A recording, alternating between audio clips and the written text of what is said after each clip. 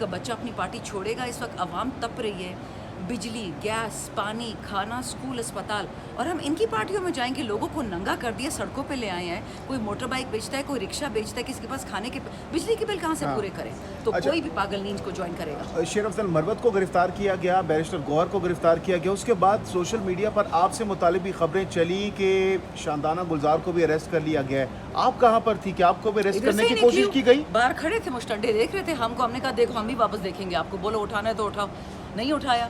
फिर कल भी असेंबली आई थी, आज भी आई हूँ। हो क्या पता कोई हिडन एफआईआर निकला, इस तरह हिडन इमाम निकलेगा इस दिन, इनका हिडन एफआईआर निकल आएगी।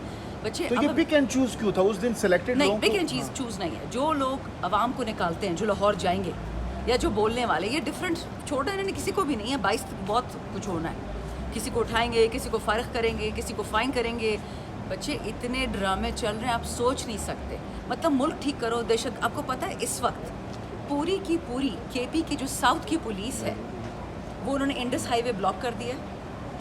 वो कह रहे हैं कि जी दहशतगर्द घूम रहा है हमारे पीछे, और आप लोगों ने हमेशा इस वक्त बनो में थी कि हुआ कि कुछ पुलिस वालों को शहीद किया गया और उन्होंने दहशतगर्दों से एक बाइक रिकवर की। कुछ अरसे बाद टेलीफोन आता है कि नहीं, ये बाइक वापस दे दी जाए, ये दहशतगर्द की नहीं है, किसी और की है। किसकी है ये जो आपने मांग ली है? सबूत क्यों वापस ले लिया? उन्होंने गुस्से में आके पूरा इंडस हाईवे बंद कर दिया कि हम पुलिस वाले शहीद हो रहे हैं, ना हमारी बेवा का कोई पूछने वाला है, ना बच्चियों का कोई पूछने वाला है। तो इसलिए खुदा का वास्ता है, ये लॉ इन्फोर्समेंट एजेंसीज यहाँ से जाएं, साउथ से, लकी से जाएं, बनू से जाएं, DI खान से जाएं। हम जाने, टेररिस्ट जाने, एक को नहीं हम जिंदा छोड़ेंगे। आप जाएं यहाँ से। एग्जैक्टली ये बात मुझे कबाइल ने उस दिन बताई। कबाइल ने कहा कि मैडम, हमारे लड़कों पे सीधा सीधा कनपट्टी पे फायर होती है, टेररिस्ट उनको मार देता है, पुलिस वालों को भी मार दे रहे हैं कबायली इलाकों में। और जब पर्चा काटने जाते हैं तो ऊपर से ऑर्डर आता है कि जी दहशतगर्दी का पर्चा ना कट जाए। और यहाँ पे जो MNA MP बैठा है उसको आप कह रहे हो कि वो दहशतगर्द है। दिमाग खराब हो गया सबका। कर क्या रहे हैं मुल्क के ये साथ? ड्रामा जिसको आपने कहा है, इन ड्रामों का प्रोड्यूसर कौन है? प्रोडक्शन कहाँ होती है? देखिए जी, ड्रामों का वही प्रोड्यूसर है जो लाहौर जलसे से डरता है या डरती है ना। बातें तो बड़ी बड़ी करते हैं फन्ने खान, लेकिन फिर जब ताकत की बारी आती, 17 वोटों से कोई चीफ मिनिस्टर बन सकता है पाकिस्तान में? आप मुझे बताएं। जान निकली हुई है, तख्ता उलट जाएगा। शानदाना गुलजार साहब, बस सिर्फ और सिर्फ 12 दिन बाकी हैं। आप लोगों ने जो 15 दिन की डेडलाइन दी थी, राना सनाउल्लाह साहब बार बार कह रहे हैं कि अटक पुल से आगे आप ज़रा जुर्रत करके दिखाएं। तो 12 दिन रह गए हैं, क्या हिकमत अमली? अब कहा था ना कि बदमाशों का मुल्क है, शरीफ लोगों का मुल्क नहीं है।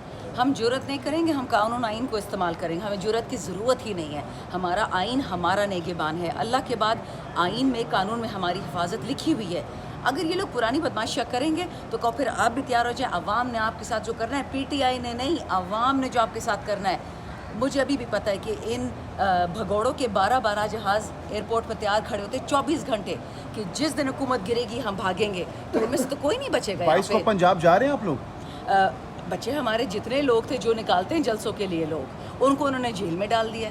इसी वजह से ना कि जलसा ना हो 22 को, ना हो 24 को, 24 को ना हो 28। लेकिन जाना है आप लोगों ने? हम जाएंगे। तो क्लैश तो हो सकता है अगर आप लोग जाएंगे KPK से। बच्चे और क्लैश तो ये करना चाहते हैं, हम तो जलसा करना चाहते हैं। कवानीन अपने दे, शराइत अपनी दे, जगह अपनी मर्जी से दे, हम उधर चले जाएंगे, करके आ जाएंगे। अपना वक्त दे दे, अपनी शर्तें दे दे। स्पीकर ने जो आज आप लोगों के साथ जो ऐवान के अंदर माहौल था, एक पॉजिटिव तमाम दोनों अतराफ से आ रहा था, उसके ऊपर आप मुतमईन हैं स्पीकर के रवैये पे? स्पीकर का रवैया अच्छा था।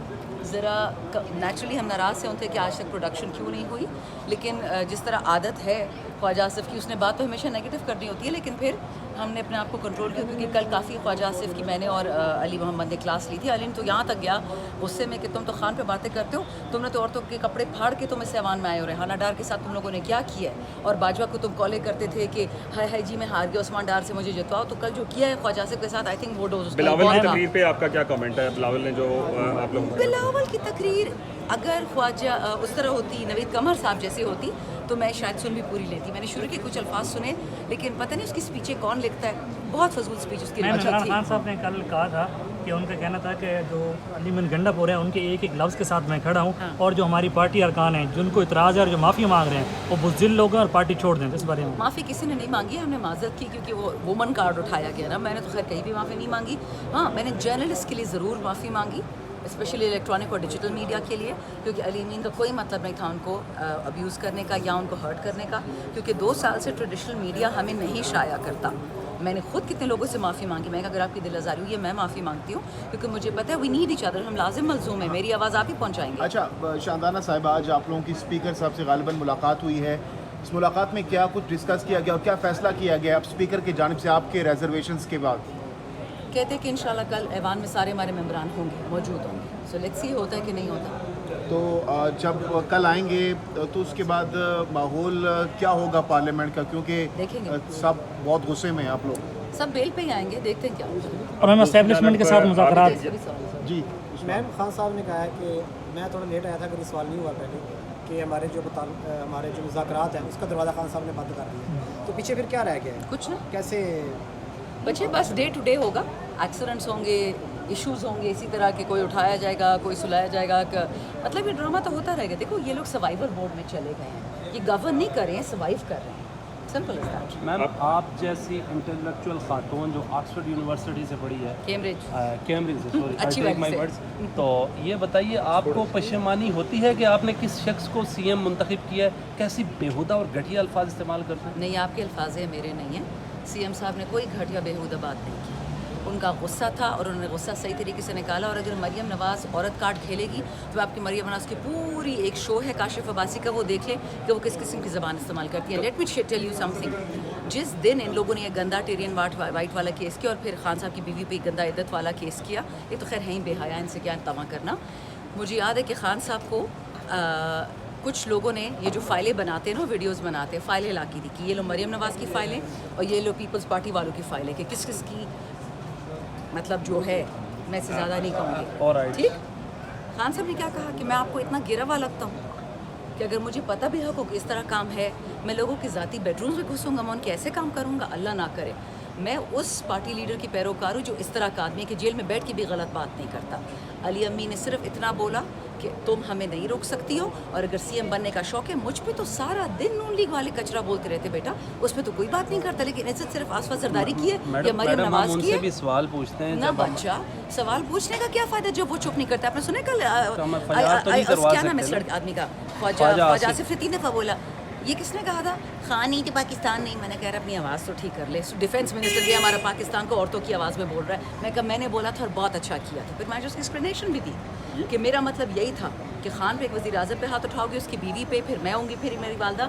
मेरी एक एक बात सच हुई है, कोई औरत पाकिस्तान में इस वक्त नहीं बची है। तो मैंने कहा आप लोग अपने बोलने का तरीका उसे सीख लिया, आपके सफ़ेद बाल हो गए। कल तो मैं चीख हुई उन पे, मैं ज़िंदगी में मुझे वालिदा ने ऐसा भला नहीं किया था कि मैं किसी पे आवाज़ उठाऊँ। कल मैंने अपने से 30-40 साल बड़े आदमी पे चीखी आवाज़ें निकाली है क्योंकि वो इतनी बेहुदा बातें कर रहे थे। लेकिन अली अमीन गंडापुर सबको याद रहता है, यही समझ नहीं आती। ये बताइए, गुज़श्ता रोज़ सेनेट ऑफ पाकिस्तान ऐवान बाला में माहौल बड़ा तल्ख हो गया और फिर सेनेटर पीटीआई की जो है फलकनाज सतराली, उनको 2 दिन के लिए सस्पेंशन उनकी हो गई। यहाँ नहीं हुई, यहाँ 2 मिनिस्टर्स बैठे थे, राना तनवीर और ख्वाजा आसिफ की नहीं हुई, उसकी हो गई। उसने सिर्फ ये बोला कि तुमने जुर्रत कैसी की फजूल बात करने की।